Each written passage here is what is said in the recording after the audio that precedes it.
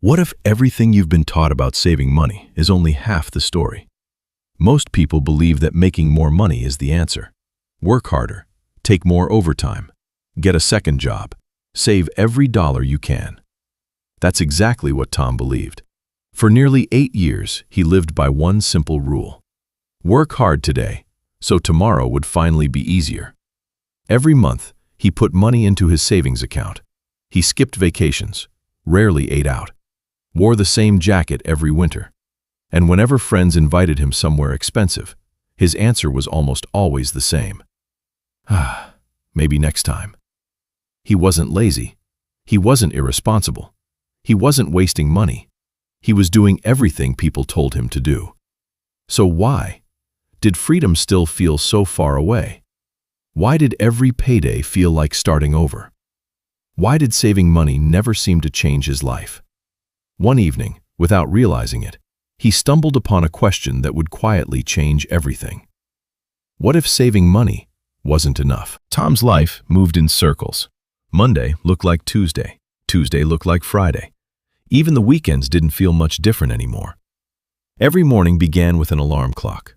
Every evening ended with exhaustion. He wasn't building a life, he was maintaining one. At the end of each month, he followed the same routine. Rent, electricity, internet, groceries, insurance, a few unexpected expenses. Then, whatever remained went into savings. Some months it was $200, some months less than $50. Still, he felt proud, because every financial article said the same thing: save your money. So he did, year after year. One day, while cleaning his apartment, Tom found an old notebook. Inside, he had written down a goal years ago: save $50,000 before turning 35. He smiled. Then he checked his banking app. The smile slowly disappeared. After nearly 8 years, he wasn't even halfway there. He stared at the number on the screen, not because it was small, but because of what it represented. 8 years, for a number that still couldn't buy him freedom. For the first time, he wondered if he had been climbing the wrong mountain all along. That night, Tom couldn't sleep. The room was silent, but his mind wasn't. He replayed the last decade over and over. He had always believed that money was the destination. Earn more, save more, repeat. But suddenly, something felt wrong. He imagined his savings account as a tiny bucket. Every month, he carefully poured water into it. But life kept drilling new holes in the bottom. Inflation, repairs, medical bills, higher rent. The bucket was never truly filling. It was only leaking more slowly. Then another thought appeared. One so simple, he couldn't believe he had never asked it before. What is my money doing while I'm working? The answer came almost immediately. Nothing. His money was sitting still, sleeping, waiting, while he spent every hour earning more of it. That realization didn't make him richer overnight, but it gave him something far more valuable. A new question. Not, how can I earn more money? But, how can my money start working, instead of me doing all the work? And sometimes, one good question is worth more than 1,000 easy answers. The next morning, nothing around Tom had changed. The same streets, the same traffic, the same office waiting for him. But somehow, everything looked different. Instead of staring at his phone during lunch, he started watching people. Not their clothes, not their cars, their habits. A delivery driver dropped off packages at 3 different stores. A cleaning crew arrived before sunrise. A woman sold homemade pastries outside a train station. By noon, she had already sold nearly everything. Tom noticed something he had ignored for years. Money was moving, constantly. It flowed from one person to another, from one business to another. Some people were exchanging their time for money. Others had built something that continued earning, even after they went home. That thought stayed with him, for days, then weeks. One evening, he opened his banking app again. The balance looked exactly as he expected. Safe, predictable, quiet. Too quiet. For years, he had treated money like something fragile, something to hide, something to protect. But what if money wasn't supposed to sit still? What if its real purpose was to move, to grow, to create more value? For the first time, Tom stopped asking, "How much money do I have?" Instead, he asked, "What is this money capable of doing?" That single question changed everything. Tom didn't dream about becoming a millionaire overnight. He wasn't looking for shortcuts. He simply wanted his first dollar. That didn't come from a paycheck. So he made a list, not of businesses, not of investments, but of skills. He asked himself, "What can I already do that might help someone else?" The answers surprised him. He was good at fixing small things. He enjoyed working outdoors. He didn't mind getting his hands dirty. Hidden in the corner of his garage was an old pressure washer he hadn't used in years. It wasn't new. It wasn't powerful, but it still worked. The following Saturday, Tom knocked on his neighbor's door. He offered to clean the driveway for a small fee. The job took 2 hours. When he finished, the concrete looked almost brand new. His neighbor smiled, reached into his wallet, and handed Tom $60. It wasn't much, but something felt different. That $60 hadn't come from his employer. It had come from an idea. For the first time in years, Tom felt a spark. Not because of the money, because he had proven something to himself. Income could come from more than one place. That evening, Tom held the $60 in his hand. It wasn't a fortune, but it represented possibility. Then came temptation, a new pair of shoes, wireless headphones, a dinner at his favorite restaurant. After all, he had earned it, hadn't he? For several minutes, he stood outside a store, trying to convince himself that he deserved a reward. Then another thought appeared. If he spent the money, the story would end there. But if he used it, perhaps the story was only beginning. He walked away, not because he was afraid to spend money, but because he had finally given every dollar a job.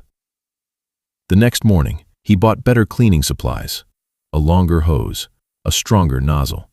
Simple upgrades, nothing exciting, nothing anyone would post on social media. Yet those small purchases quietly increased the value of every future job. Tom had just learned a lesson that many people never do. The richest purchase is often the one nobody notices. One customer became 3. 3 became 7. Then came something unexpected. Recommendations. People began sharing his phone number, not because he had the cheapest price, but because he showed up on time, worked carefully, and treated every customer like they mattered. Tom wasn't building a company, not yet. He was building trust, and trust often becomes the most valuable asset of all. Some weekends were exhausting. He worked 5 days at the office, then spent Saturday and Sunday cleaning driveways. There were moments he wanted to quit, moments he questioned whether all this effort was worth it. But every weekend, something invisible was growing. Not just his income, his confidence. For years, Tom believed that money created confidence. Now he discovered the opposite. Action created confidence. Every small success whispered the same message. Keep going. You're closer than you think. The numbers were still small. His salary remained his biggest source of income. But something important had changed. For the first time in his life, money had started arriving from 2 different directions. It wasn't enough to change his lifestyle, yet, but it was enough to change the way he saw the future. Because once money earns its first dollar for you, it becomes much easier to imagine it earning the second. And that was only the beginning. Months passed. The weekend jobs continued to grow. By now, Tom had something he had never experienced before. Extra money. Not a fortune, but enough to make choices. And that's when the real test began. Because making money is rarely the hardest part. Keeping it is. His old car had become unreliable. His phone was slowing down. Friends joked that he deserved an upgrade. Sometimes, Tom agreed. After all, he had worked hard for this. Wouldn't it feel good to finally buy something nice? He opened his shopping cart more than once. a newer phone, a bigger television, even a used SUV. Each purchase looked reasonable. Each one felt earned. But then he noticed something. Every dollar could only go in one direction. It could buy comfort today or create freedom tomorrow. It couldn't do both. That night, Tom created a simple rule. Before spending any money, he had to answer one question. What job will this dollar perform? If the answer was, make my life look better, he waited. If the answer was, help me earn more tomorrow, he acted. It sounds simple, but that tiny habit changed everything. Money stopped becoming emotional. It became practical. Each dollar became an employee.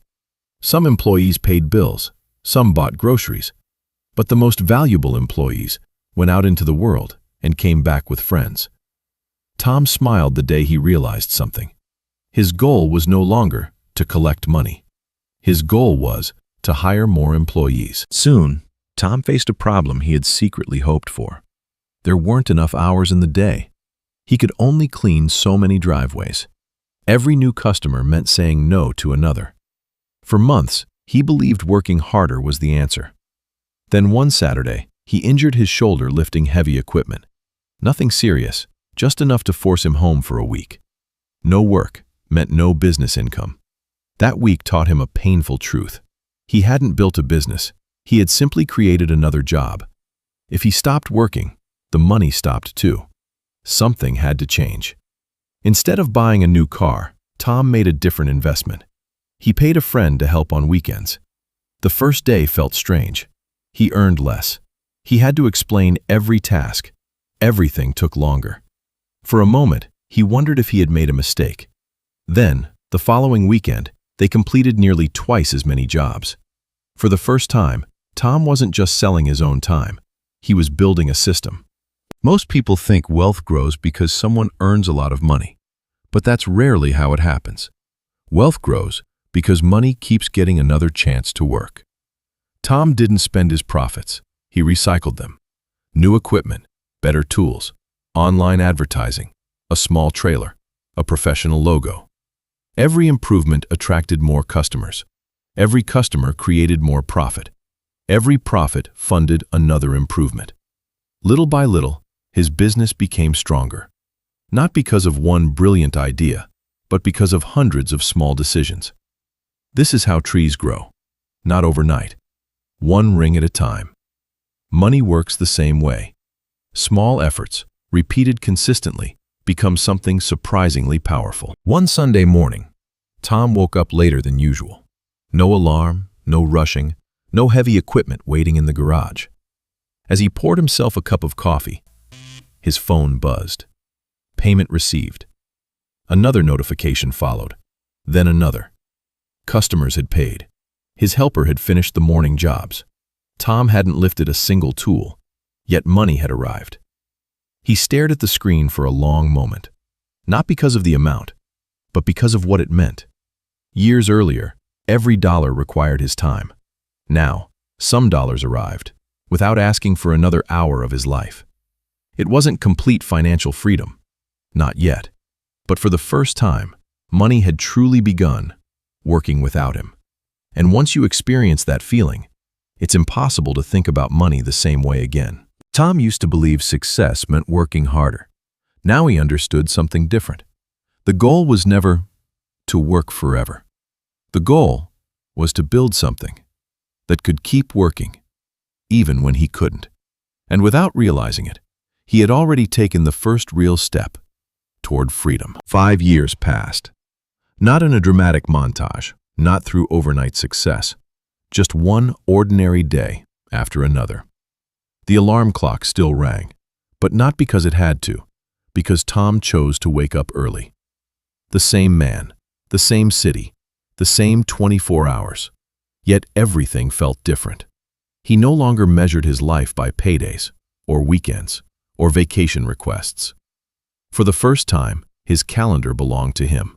He could spend a Tuesday morning with his parents, take a Wednesday afternoon off without asking permission, or simply sit quietly with a cup of coffee without feeling guilty for not being productive. Years ago, Those moments felt expensive. Now, they were simply part of life. And somehow, they were worth more than anything he could have bought. People often asked Tom the same question. What changed? They expected a secret investment, a lucky break, a perfect business idea. But the truth disappointed them. Nothing magical happened. Tom never won the lottery. He never invented a revolutionary product. He never became famous. The only thing that changed was what he did with the first dollar he didn't need to spend. Instead of asking, "What can this money buy?" he began asking, "What can this money build?" That tiny shift in thinking slowly transformed every decision that followed. One tool became two. One customer became 100. One helper became a small team. One source of income became several. Not because Tom was extraordinary, because consistency is often more powerful than talent, and patience usually outperforms excitement. Some people believed Tom had become rich. He didn't argue, but privately, he defined wealth differently. To him, wealth wasn't a luxury car parked outside. It wasn't a watch that cost more than a year's salary. It wasn't a house so large that half the rooms stayed empty. Wealth was waking up without panic, paying bills without fear, helping family without hesitation, taking a vacation without debt, sleeping peacefully because tomorrow no longer depended on a single paycheck. Money had solved very few of life's deepest problems, but it had removed many of life's constant worries. And sometimes, the absence of worry is the greatest luxury of all. Most people spend years trying to earn more. Very few spend time learning how to keep money working after it's earned. Imagine planting a single tree. The first year, it gives almost nothing. The second year, still very little. So many people give up. They cut it down, convinced it will never bear fruit. But those who keep watering it eventually find themselves standing beneath something remarkable. One tree becomes an orchard. Money behaves the same way. The beginning always looks small, almost invisible, which is exactly why so many people quit too soon. Success rarely arrives with fireworks. More often, it arrives quietly, hidden inside ordinary habits repeated for years. Years ago, Tom believed money would change his life. He was only half right. Money didn't change him. His thinking did. The day he stopped chasing money and started giving every dollar a purpose, everything else slowly followed. He discovered something that schools rarely teach. Saving money creates security, but making money work creates freedom. You don't need millions to begin. You don't need perfect timing. You don't need to know every answer. Sometimes, all it takes is allowing your first dollar to earn the second, then letting the second earn the third. And one day, almost without noticing, you may wake up to discover that while you were patiently building a better future, your money had quietly been building one for you. If this story made you think differently about money, share it with someone who's working hard, but still feels like they're standing still. And remember, the journey to financial freedom doesn't begin with a fortune. It begins with one decision, $1, one step, taken today.